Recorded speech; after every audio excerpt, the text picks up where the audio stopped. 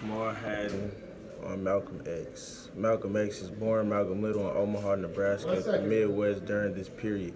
It's full of discrimination and racial violence. Malcolm's family moves to Michigan where they continue to experience persecution and violence.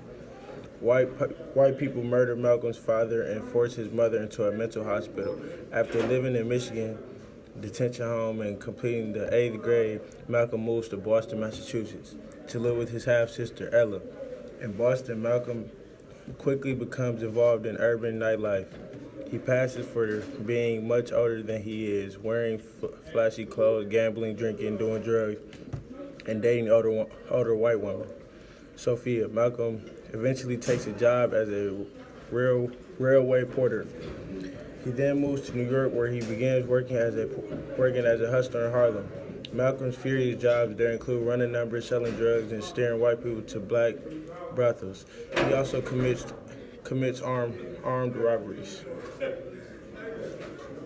When life in Harlem becomes too dangerous, Malcolm returns to Boston, where he becomes a house burglar, is eventually arrested. In prison, Malcolm transforms himself, converting to the branch of Islam promoted by the already converted a number of Malcolm's siblings. Inspired by the faith, Malcolm stopped using drugs. He reads voraciously, prays, studies English and Latin, and joins the prison debate team. The prison releases Malcolm on parole. Malcolm moves in with his brother Wilfred and becomes very active in Detroit Temple of the Nation of Islam.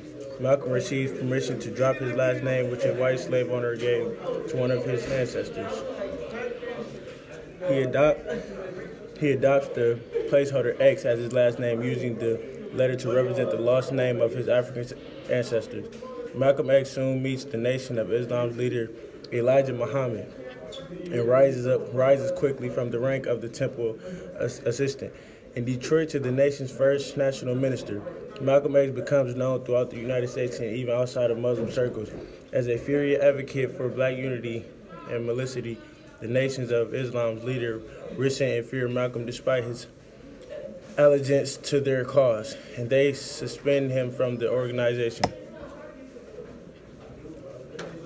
The Nation of Islam's frustration with Malcolm intensifies, and Malcolm begins receiving death threats. After a devised argument with Elijah Muhammad, Malcolm comes with the Nation of Islam. He uses his fame to found his own organization, Malcolm Mesquite Inc., and he sees his organization as more politically achieved the National of Islam. On a trip to the Middle East and Africa, Malcolm discovers what he sees as true Islam. The version of Islam's contract with the version of Islam when he's been teaching. By the end of his life, Malcolm X is an international figure, welcomed by foreign leaders and committed to Islam as a region that can alleviate the racial problems of the United States. He is assassinated in 1965. Malcolm X.